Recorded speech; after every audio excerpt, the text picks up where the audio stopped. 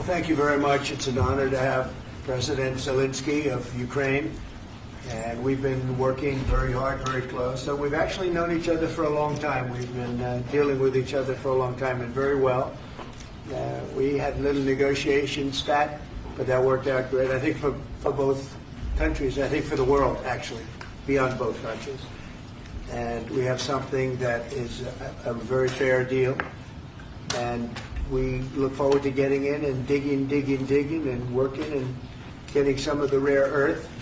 But it means we're going to be inside, and it's a big commitment from the United States, and we appreciate working with you very much. And we will continue to do that. We have had some very good discussions with Russia. I spoke with President Putin, and we're going to try and bring this to a close. It's something that you want and that he wants. We have to negotiate a deal, but we've started the confines of a deal, and I think something can happen. The big thing is the number of soldiers, mostly at this point, but soldiers being killed. We're losing thousands of soldiers. So on both sides, we're losing a lot of soldiers, and we want to see it stop. And we want to see the money get put to different kinds of use, like rebuilding. And we're going to be working very hard. But we've had a lot of very good conversations. I will say until we came along, the Biden administration didn't speak to Russia whatsoever. They didn't speak to anybody. They just allowed this to continue. And I will say that, I'll say in front of you, you've heard me say it 1,000 times, if I were president, this war would have never happened. We would have had a deal negotiated for you without having to go through what you've gone through. But your soldiers have been unbelievably brave. We've given them great equipment, but somebody has to use the equipment. They've been unbelievably brave, and we give them great credit. This was supposed to be over very quickly, and here we are 3 years later. So I give tremendous credit to your generals and your soldiers and yourself in the sense that it's been very hard fighting, very tough fighting. They're great fighters, and you have to be very proud of them from that standpoint. But now we want to get it over with. It's enough, right? We want to get it over with. So it's an honor to have you here. Thank you very much for coming. We're going to sign the agreement at the conference in the East Room in a little while, right after lunch.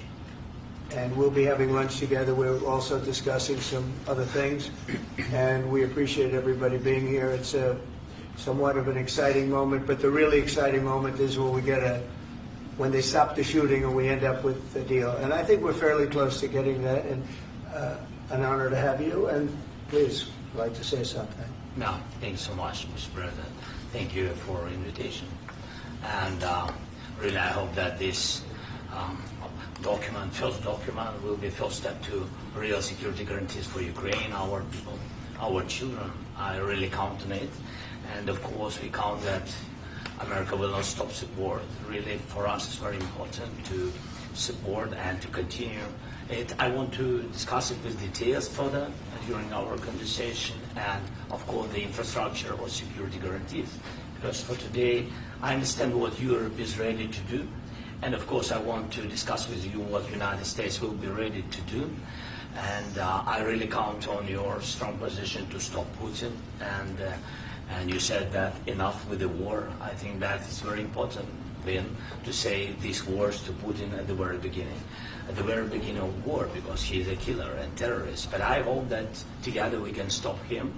But for us, it's very important to, to save our country, our values, our freedom and democracy, and of course, no compromises with the killer about our territories, but it will be later. And of course, what I wanted, we spoke about it by phone with you, about the drones production. We have very good drones production. I think the best one in the world for today because of the war. Yes, and of course, we need very much the air defense. You have the best air defense in the world, and really you helped us under attacks of Russians. And I want to speak how we can exchange the licenses. We're open to share the licenses of all our drones with you, of course, with the United States. And we need licenses for quick production of air defense. Even after the war, we need our nation to be calm, that we are secure. So that's why we need this air shield. And of course, About this, I want to speak about the contingents. I think that France and UK already spoke to you, and we know that Europe is ready, but without the United States, they will not be ready to be as strong as we need. And the last point, last but not least, about exchange, about our people and children. And you know that these crazy Russians, that they stolen 20,000 of children, Ukrainian children. They changed their names, they changed their families, relatives, and now they're in Russia. We want to bring them back, and really, it's a big dream, task, and goal for me, and our warriors. By the way, Mr. President, we exchanged, released more than 4,000 warriors from Russian prison, but there are thousands more in the prison. I wanted to share with you some images. How it's just can I know? Yeah, please. Some minutes, 1 minute, 1 minute. Just you to understand in what circumstances, in what situation they are, and what the attitude of Russia to our prisoners. They have guys just you before and after. And you see before and after, just you to understand. Now thousands of such guys, ladies and men, there, and that, so they don't eat, they beat them, and they, a lot of bad things. So out of, even during the war, there are rules. Everybody knows there are rules during the war. These guys, they don't have any rules. You see that 50, 60 kilograms to them, and a lot of such things. And I didn't want to show you what the changes were, images of children, because I will just share with you. And, I mean, it's looking tragic. Yeah, that's tough stuff. I wanted very much to give you. You see it. Yeah. This is pastor, by the way. They stolen pastors because it's not Russian church. They stolen pastors and moved pastors to the prison. We, at the end of last year, we brought 3 pastors. We could exchange them. And this is pastor, you see. Yeah, it's tough. Yeah. So I mean, this I wanted to show you, and this. So thank you very much. We want to get that ended, right? Yeah, of course. We will. I think we will. And We have to, of course. do you have any questions, please? Thank you, Mr. President. With how much money is the U.S. going to put into the fund that is being created today, and how does this provide long-term security for Ukraine? Well, we don't know exactly how much, because we're going to be putting some money in a fund that we're going to get from the raw earth that we're going to be taking and sharing in terms of revenue. So it's going to be a lot of money will be made from the sale and from the use of raw earth. And as you know, our country doesn't have much raw earth. We have a lot of oil and gas, but we don't have a lot of the raw earth. And what we do have is protected by the environmentalists, but that can be unprotected. But still, it's not very much.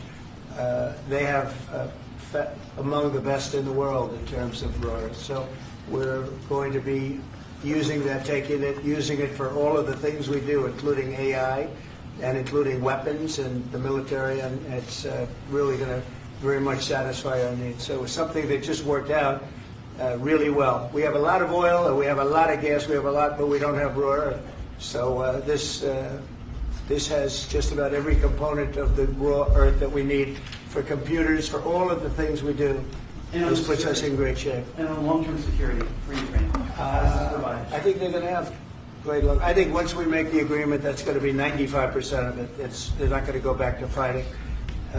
I've spoken with President Putin, and I feel very strong. I've known him for a long time, and I feel very strongly that they're very serious about it, and we'll make a deal. And when the deal is made, I don't think we talk about security. Everyone's talking about the other day. All they talked about was security. I said, let me make the deal first.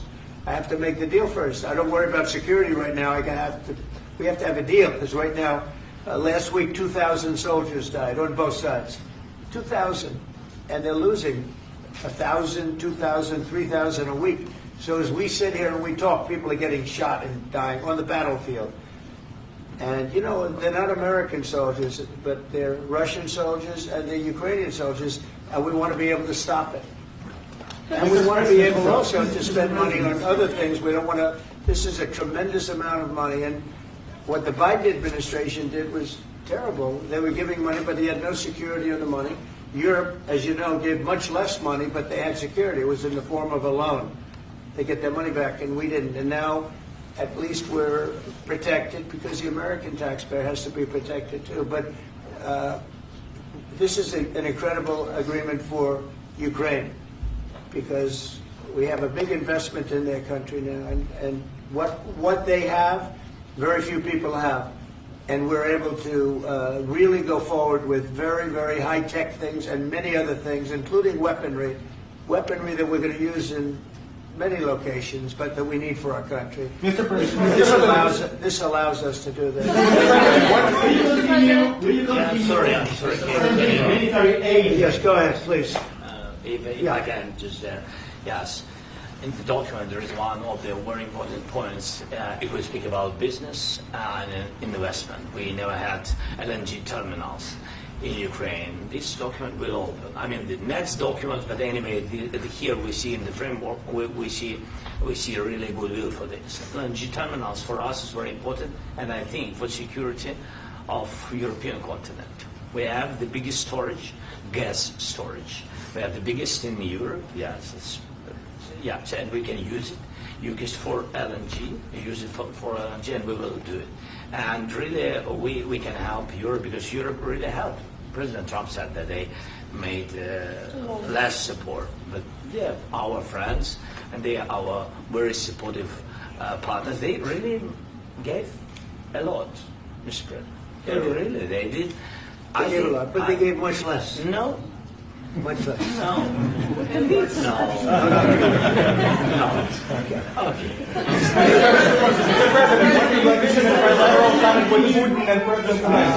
Yeah, please. Mr. President Trump, you have repeatedly called the deal with Ukraine as a historical one. And as a President of the United States, you make historical decisions in other issues which affect America and other world.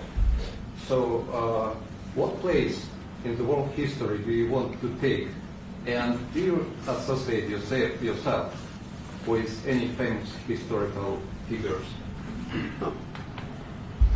I'd say George Washington, Abraham Lincoln. I would say I'm far superior to George Washington and Abraham Lincoln. Now, you know I'm only kidding, right? Because when I say that, the fake news is going to go wild. They're going to say he considers himself to be better than Washington. But you never know. You never know. I don't compare myself to anybody.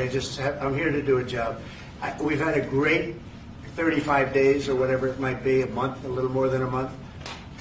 We've accomplished tremendous amounts. Not only this would be a very great achievement if we could get the war stopped and get them back to normalization. I think that's going to happen. We've had very good talks on both sides, as you know. But I think we've done a very good job, just generally. If you look at all of the things we've done in 30 days, they're saying there's never been a opening for a president. The first month, there's never been a first month like we've had. And this is one of the very important things. This, to me, is one of the most important things because we have tremendous death taking place as we speak, and I don't want to have that. You know, think of the parents, whether they're in Russia or Ukraine, think of the parents of all these people being killed needlessly. They came to our territory. Should have never started. This would have, if I were president, this would have never started. Mr. President, will you continue sending military aid to Ukraine after the U.S. signs this agreement with Ukraine? Yeah, we're And the gonna be question to continuing. President Zelensky: do you feel like the U.S. is on your side? That the President Trump is on your side at this moment? What do you think? He wants to know, do you think that, sort of a stupid question. I guess we wouldn't be here if I wasn't. I think that the United States, on our side from the very beginning of occupation, and I think that President Trump on our side, and of course, I'm sure that the United States President will not stop support. This is crucial for us. It's important for us. Yes. And Putin, the president speaks about the people and the soldiers which are dying, but they came to our territory, they came to our land. They began this war, and they have to stop. And I think this is the question, with really the most important question.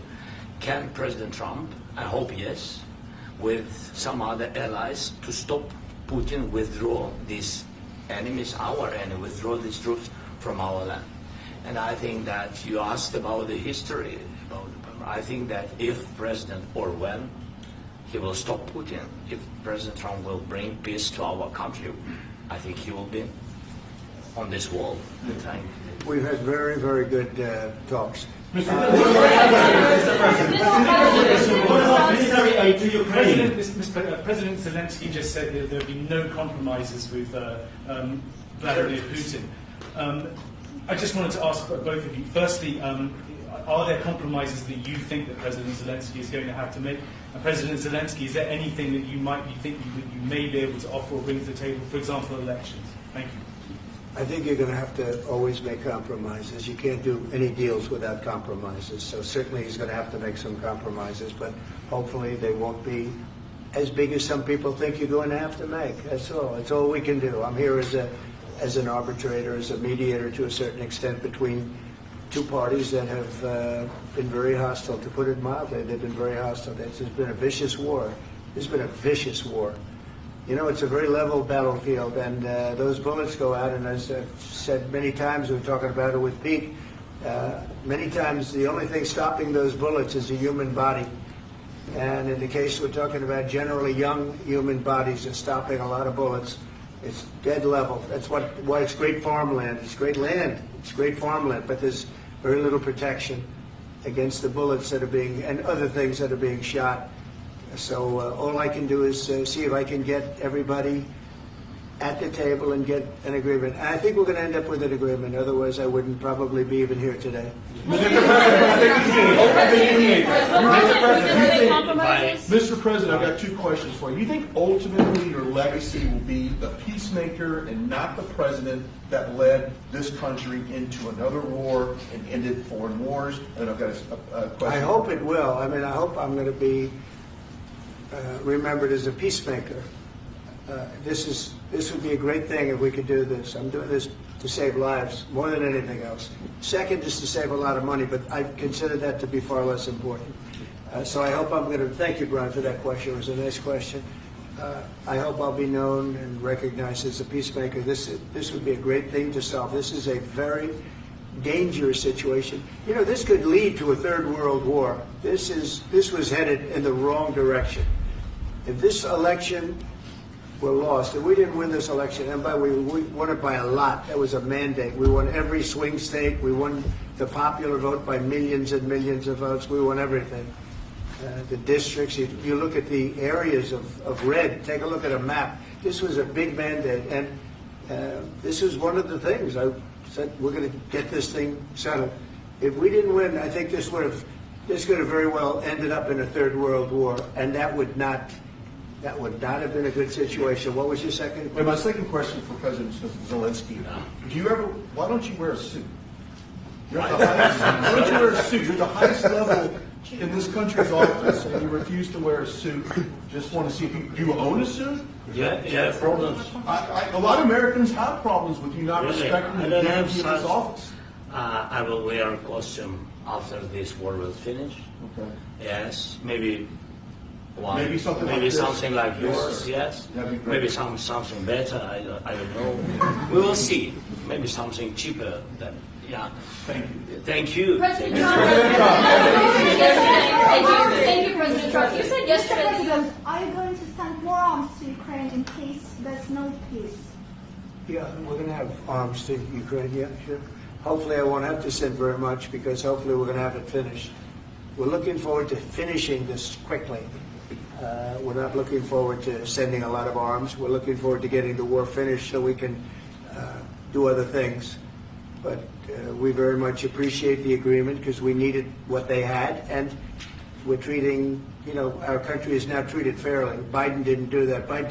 He didn't know what the hell he was doing. This should have never happened. This should have never started. But you know, sure, the answer is yes, but hopefully we won't have to send much because I'm looking forward to getting it done quickly, very quickly. Does that mean you'll provide security guarantees, Mr. President? I don't want to talk about security yet because I want to get the deal done. You know, you fall into the same trap like everybody else. A million times you said over and over, I want to get the deal done. Security is so easy. That's about 2% of the problem. I'm not worried about security. I'm worried about getting the deal done. The security is the easy part. Security is very nice. Everybody stops shooting. And now will Europe put people there? I know France is going to. I know the UK is going to. I know other countries are going to, and they happen to be right next door. We haven't committed, but we could conceivably. You know, we have security in a different form. We'll have workers there digging, taking the raw earth so that we can create a lot of great product in this country. So in that sense, you have something. But we haven't determined that yet. I will say, in speaking to France and in speaking to, and they were here, as you know, last week and just the other day, they have committed to a lot of security. I don't think you're going to need much security. I think once this deal gets done, it's over. Russia's not going to want to go back, and nobody's going to want to go back. When this deal ends, I really believe this deal is going to be over. Question? Please go ahead. Thank you. Go ahead. Thank you so Mr. much. President, thank you. You had President Macron and Keir Starmer at the White House this past week, both of whom praised your courage and conviction to lead the pathway towards peace. Yes. Part of that involved, though, re-engaging Russia in diplomatic relations, something that previous leaders lacked the conviction to do so. What gave you the moral courage and conviction to step forward and lead that? Well, I love this guy. Who are you with? One American News, sir. Well, that's why I like him. One American News does a great job. I like the question. I think it's a very good question. It's a pathway to peace. It's a pathway to getting something solved. And I feel that as the head of this country, I have an obligation to do that. Plus, you know, we're very much involved. We got involved. It's too bad we got involved because there should have been no involvement because there should have been no war. And there shouldn't have been October 7th. That would have never happened. As you know, Iran was broke. They had no money to give to Hezbollah. They had no money to give to Hamas. They were stone cold broke.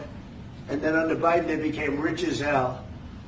They went from no money to $300 billion in a period of 4 years. And they gave a lot of that money away, and you see what happened. And that's a real mess also that we hope to be able to solve. But no, I appreciate your question very much. It's just, I feel I have an obligation to try and do something to stop the death. If I can answer. Yes, if I can answer. Please, Sorry. go ahead. Please. And I do like your clothing, by the way. Yeah, really? Even though I think he's a great guy, by the way. But I don't know if you two like each other. But you know what?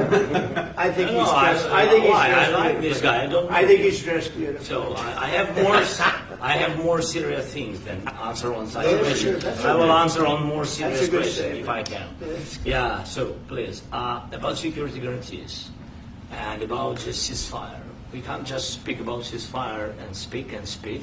It will not work. Just ceasefire will not never work because I'm like the president. I have this experience, and not only me. Ukraine before my presidency, from the 2014, Putin broken 25 times. 25 times he broken his own signature. 25 times he broken ceasefire. But he never broke to me. He never broke to me. No, you were the president. He You never were the broke- president he during. never broke to me. In 2016, you've been the president, Mr. President. You've been the president, but he had, of course, not with you, but he had during those periods, he had conversations with our side.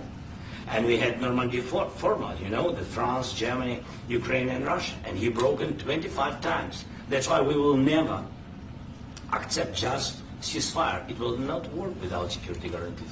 Security guarantees, maybe President is right about this document and other, but this document is not enough. Strong army is enough because his soldiers afraid, Putin's soldiers afraid of our soldiers when we're strong enough. If we are not strong enough, if we are empty, if our storage is empty, we can't defend our land.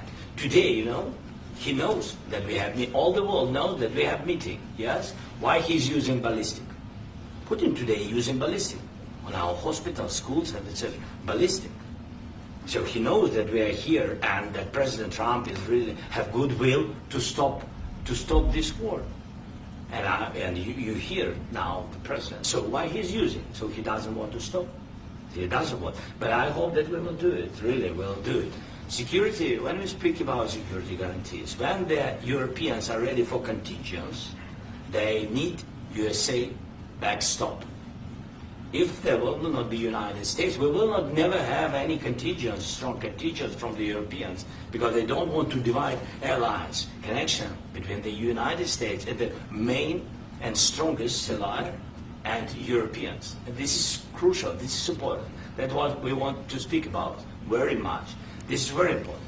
And air defense. So air defense, really, we have big deficit with all these systems, and we need to provide this. We need it very much. Otherwise, Putin will never stop, and will go further and further. He doesn't want. He hates us. You know, it's not about me. He hates Ukrainians. He thinks that we are not a nation.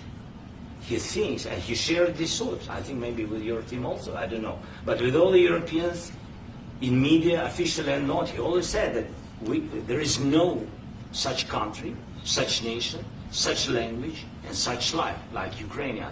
No, he really doesn't respect all the Ukrainians, and he wants to destroy us. And you are right, Mr. President. That's 2%. This document, maybe other documents, it's a very good start, very good, but it will not enough to stop this person. Should Russia pay to rebuild Ukraine? Mr. President, after question, please. Should I Russia asked pay to President rebuild Ukraine? They have to Zelensky pay. this question. You This didn't is the like rule. because This is rule of because the war. I'm This is sorry. the rule of the war. During all the centuries, all the history, this is the rule of the war. Who began, those pay. Do you agree, This is the President rule. Putin began this war. He has to pay all money for innovation. He has to pay. Of course, some Russian assets what we have in Europe, about 300 billion. We can use them. We can use for innovation and buy military support from the United States also. We can do it, but it's not enough. It's Mr. not enough. President, I asked the question that you didn't like because I wanted to know. Wait, 1 second. I asked this question that you didn't like because I wanted to know if you want to position yourself in the middle between Russia and Yes. Ukraine or on the Ukraine side. I'm in the middle. I want to solve this thing. I'm for both. I want to get it solved. And it's wonderful to speak badly about somebody else, but I want to get it solved. If we can solve it, great. If we can't solve it, they're going to have to fight it out, and who knows what's going to happen. But I want to see it get solved. May I follow up? One more question about U.S. troops in Europe. After Russian invasion of Ukraine, your predecessor sent additional troops to Eastern Europe, including Poland, my country. Yeah. Are you committed to keeping these troops on the eastern flank of NATO in the future? I'm very committed to Poland. I think Poland has really stepped up and done a great job for NATO. They, as you know, they paid more than they had to. They are one of the finest groups of people I've ever known. I'm very committed to Poland. What about Baltics? Poland's in a tough neighborhood, you know. What about the Baltics? The Baltics, they got a lot of, it's a tough neighborhood too, but we're committed. We're going to be very committed, and we're committed to NATO. But NATO has to step up, and the Europeans have to step up more than they have. And I want to see them equalize, because they are in for far less than we're in, and they should be at least equal. You understand that?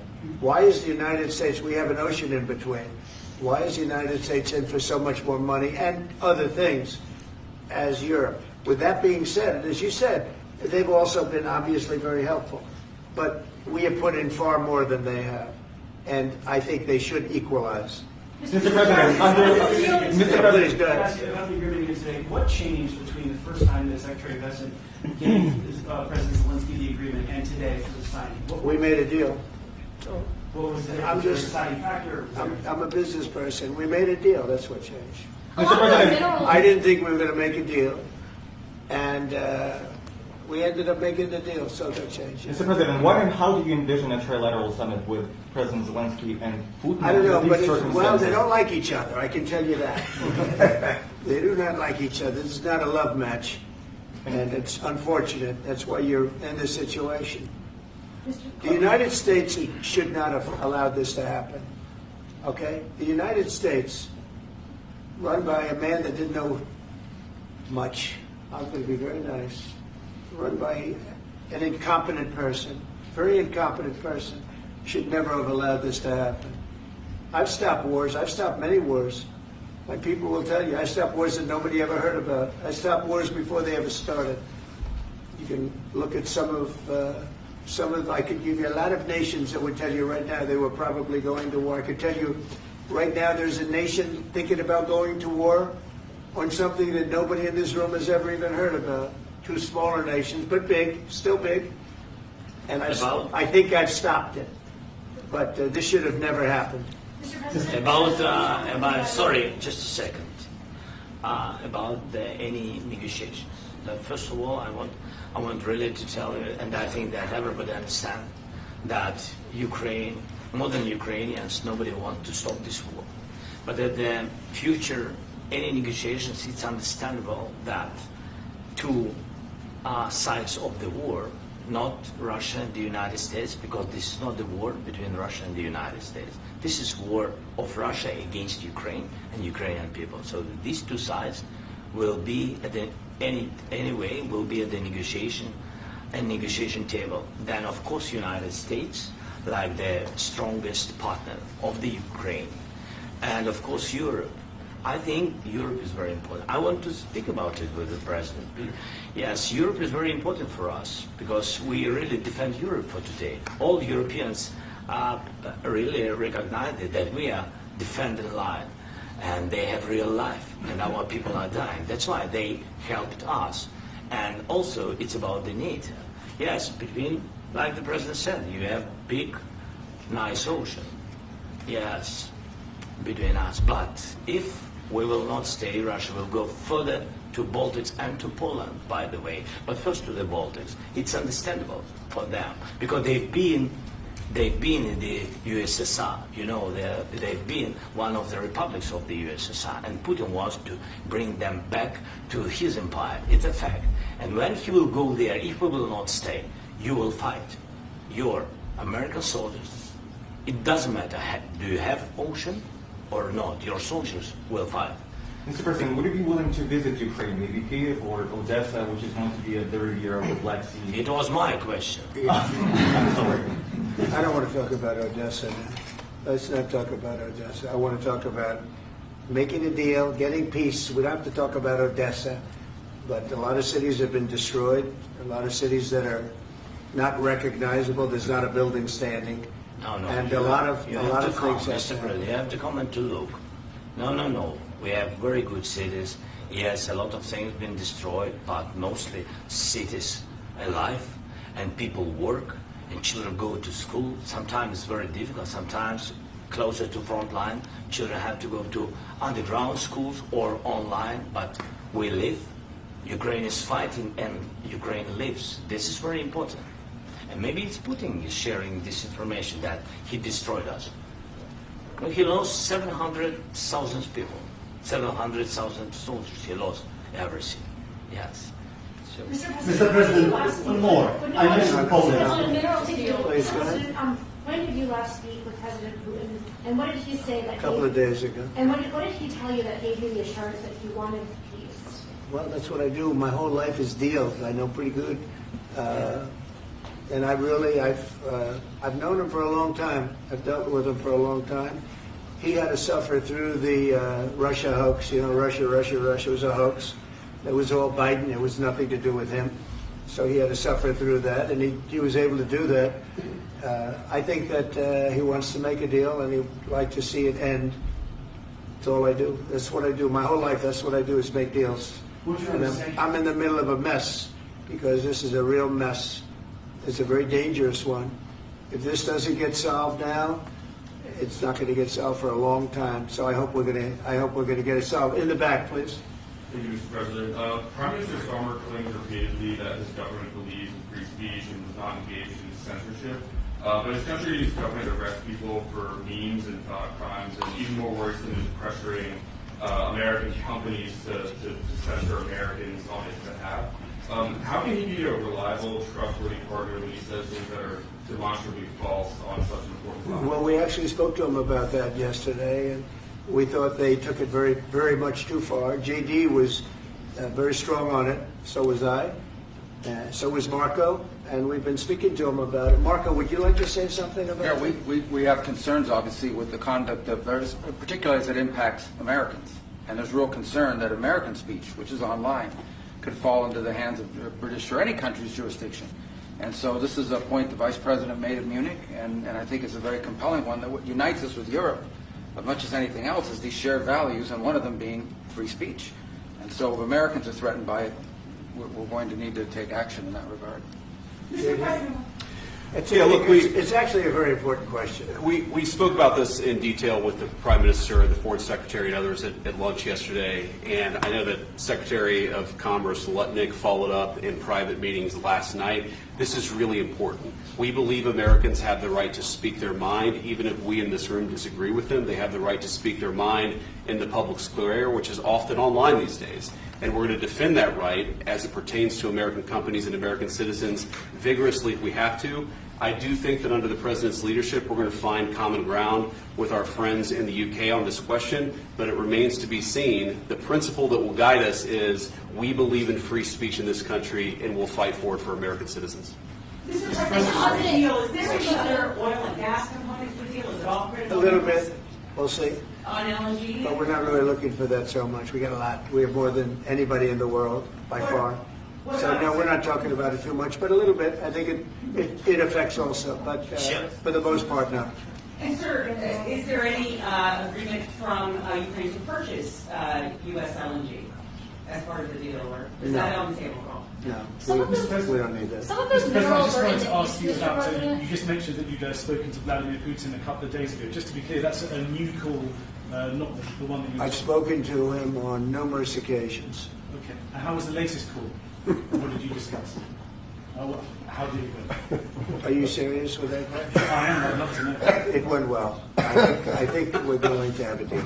On the minerals deal, Mr. President, some of those minerals are in the east of Ukraine, not far from the front lines and in areas that Russia has occupied. Will you direct President Putin to withdraw his forces from those areas if there's U.S. interest Well, there? we'll take a look at the time. We have a lot of area. It's a very big area we're talking about. So we'll take a look. I'll study that and I'll see. And who would protect those minerals if they are U.S. interests? Would that be Ukrainian They'll be forces, protected. European The agreement forces? will protect them. U.S. The forces? agreement, yeah, we're signing an agreement. Right, but what if Russia tries to invade or there's Russian aggression in those spots? I just told you I don't think that's going to happen. And if that were going to happen, I wouldn't make a deal. If I thought that was going to happen, I wouldn't make a deal. Some people may wonder why. You know, they ought to focus on CNN on survival, not asking me these ridiculous questions. Focus on surviving, because CNN's got such low ratings. I don't think they're going to survive.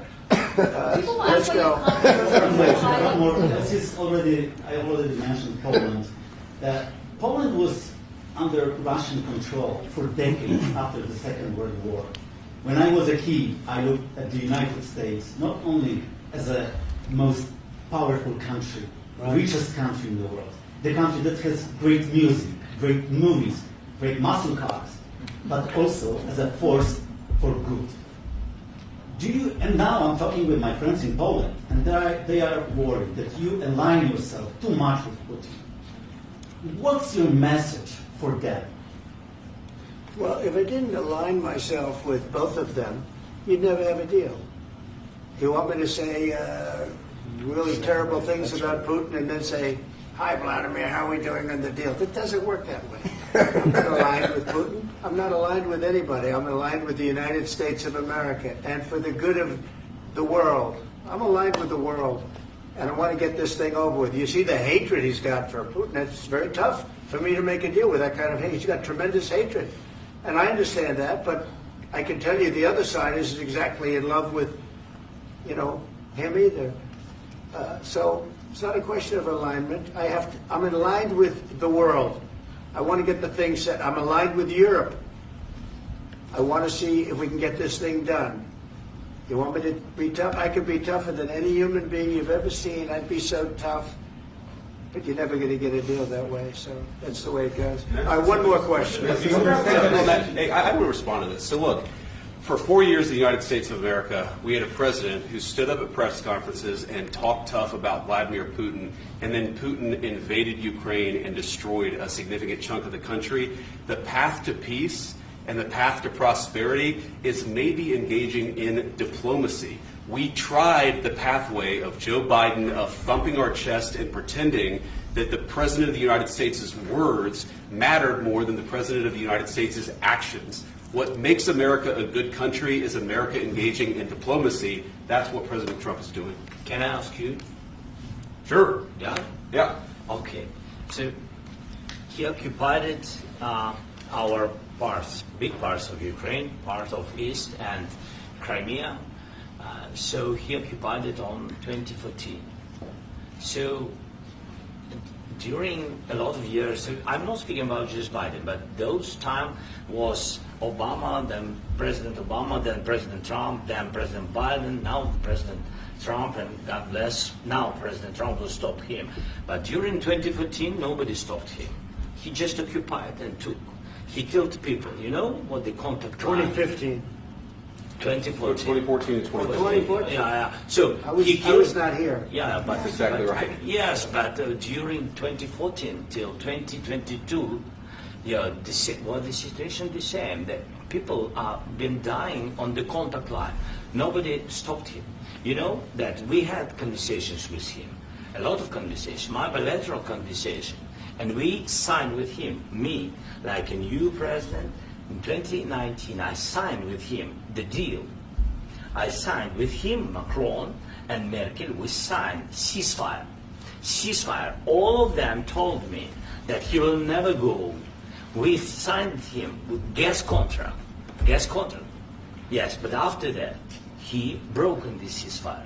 He killed our people and he didn't exchange prisoners. We signed the exchange of prisoners, but he didn't do it. What kind of diplomacy, JD, you are speaking about? What do you mean? I'm talking about the kind of diplomacy that's going to end the destruction of your country. Yes, but if you Mr. President, with respect, I think it's disrespectful for you to come into the Oval Office and try to litigate this in front of the American media. Right now, you guys are going around and forcing conscripts to the front lines because you have manpower problems. You should be thanking the President for trying to bring it into this conflict. Have you ever been to Ukraine that you say what problems we have?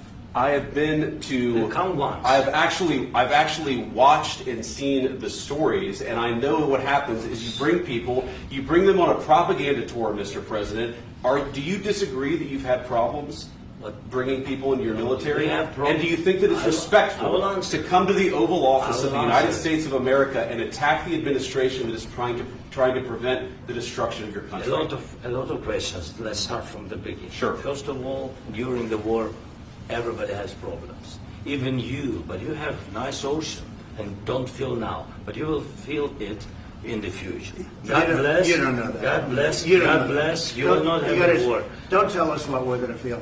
We're trying to solve a problem. Don't tell us what we're going to feel. I'm not telling you. Because I'm you're in no answering on position this to question. dictate that. That's exactly what you're doing. You're in no position to dictate what we're going to feel. We're going to feel very good. You will feel influence. We're going to feel very I'm good and telling very you, strong. You will feel influence. You're right now not in a very good position. You've allowed yourself to be in a very bad position, and he happens to be right about it. From the very beginning of the war. You're not in a good position. I You don't was have the cards right now. With us, you start having not playing cards. cards. Right now, you don't. I'm very You're playing serious, cards. Mr. President. You're I'm playing very cards. serious. You're gambling I'm with the president lives in of war. millions of people. You think You're gambling with World War III. What do you think You're about? gambling with What do you World think War about? III. And what you're doing is very disrespectful to the country, this country. That's with back all to you. respect to your Far country. more than a lot of people said Very they respect. should have. Have you said thank you once? This A lot entire of meeting? times. No, in this Even entire today. meeting, you said thank Even you. today. You went to Pennsylvania and campaigned for the opposition in October. Offer some words of appreciation for the United States of America and the president who's trying to save your country. Please, you think that if you will speak very loudly about the war, you He's can... not speaking loudly. He's not speaking loudly. Your country's in big trouble. Can I Wait a answer? minute. No. Can You've I done a lot answer? of talking. Your country is in big trouble. I know. You're not I winning. know. You're not winning this. You have a damn good chance of We are coming out staying, okay because of Mr. us. President, we are staying in our country, staying strong from the very beginning of the war. We've been alone, and we are thankful. I said thanks You haven't in been this alone. cabinet, You and haven't not been only alone. in this We cabinet. gave you, through I this said thank stupid you. president, $350 billion. You voted we gave for you your military equipment, You and you voted men for are your brave, president. but they had to use our military. What about If you didn't have You our invited military me- equipment, You invited if me you to didn't speak. have our military equipment, this war would have been over in 2 weeks. In 3 okay? days, I heard it from Putin. In 3 days, this is something Maybe new. less. In 2 weeks, of course, yes. It's going to be a very hard thing to do business like this. Again, I tell you. just say thank you. I said a lot of Except times that thank there- you except to that- American people. Except that there are disagreements, and let's go litigate those disagreements rather than trying to fight it out in the American media when you're wrong. We know that you're wrong. But you see, I think it's good for the American people to see what's going on. I understand, sir. I think it's I very understand. important. That's why I kept this going so long. You have to be thankful. You don't have the I'm cards. thankful. You're buried there. Your people are dying. tell you You're again, running I low know. on soldiers. Don't- Listen, don't please, you're running Mr. low President. on soldiers. It would be a damn good thing. Mr. And then President. then you tell us, I don't want a ceasefire. I don't want a ceasefire. I want to go and I want this. Look, if you could get a ceasefire right now, I tell you, you take it so the bullets stop flying and your men stop getting killed. Of course, we want to stop the war. But you're saying you don't want a ceasefire. But I said to you, I want a with ceasefire. guarantees. Because you'll get a ceasefire faster than an agreement. Ask our people about ceasefire, what they think. That wasn't doesn't with matter me. for you what- that what wasn't this with me. means. It That was wasn't with with you. a guy named Biden, who was not a smart person. This That is was your, with, this that was is with your Obama. president. It was your president. Excuse me. That was with Obama, who gave you sheets, and I gave you javelins. Yes. I gave you the javelins to take out all those tanks. Obama gave you sheets. In fact, the statement is Obama gave sheets and Trump gave javelins.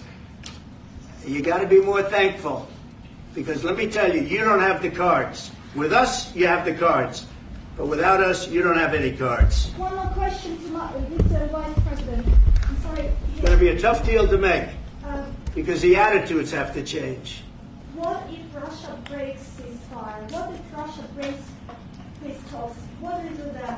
I understand that it's a heated conversation right now. What are you but saying? what She's if asking, what if Russia breaks the breaks ceasefire? What if anything? What if a bomb drops on your head right now? But they have Okay? broken ceasefire. What if they broke it? I don't know. They broke it with Biden because Biden, they didn't respect him. They didn't respect Obama. They respect me. Let me tell you, Putin went through a hell of a lot with me. He went through a phony witch hunt where they used him and Russia. Russia. You ever hear of that deal? That was a phony Hunter Biden, Joe Biden scam. Hillary Clinton, Shifty Adam Schiff. It was a Democrat scam. And he had to go through that. And he did go through it. We didn't end up in a war. And he went through it. He was accused of all that stuff. He had nothing to do with it. It came out of Hunter Biden's bathroom. It came out of Hunter Biden's bedroom. It was disgusting. And then they said, oh, the laptop from hell was made by Russia. The 51 agents. The whole thing was a scam. And he had to put up with that. He was being accused of all that stuff. All I can say is this. He might have broken deals with Obama and Bush, and he might have broken them with Biden. He did, maybe. Maybe he didn't. I don't know what happened. But he didn't break them with me. He wants to make a deal. I don't know if he can make a deal. The problem is, I've empowered you to be a tough guy. And I don't think you'd be a tough guy without the United States. And your people are very brave. But you're either going to make a deal or we're out. And if we're out, you'll fight it out. I don't think it's going to be pretty, but you'll fight it out. But you don't have the cards. But once we sign that deal, you're in a much better position. But you're not acting at all thankful. And that's not a nice thing. I'll be honest, that's not a nice thing. All right, I think we've seen enough. What do you think? What's this negotiation? This is going to be great television, I will say that. All right. We'll see what we can do about putting it together. Thank you, sir. I know this is an idea. Come up. And I need the back of the chair. We'll see, I don't know. All right, guys, come on. Hey, let's go. Guys, come on.